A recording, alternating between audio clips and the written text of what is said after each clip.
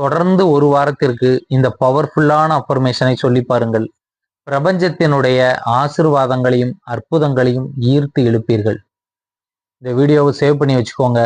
இதை உங்களுடைய நண்பர்களுக்கு ஷேர் பண்ணுங்க. நிறைய பேருக்கு இது சென்று சேர்ந்து நிறைய நன்மையை தரட்டும்.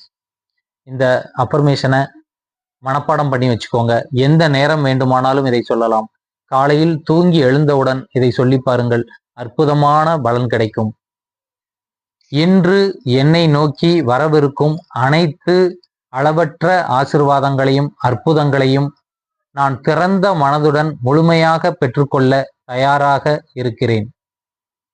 நல்லா கேட்டுக்கோங்க.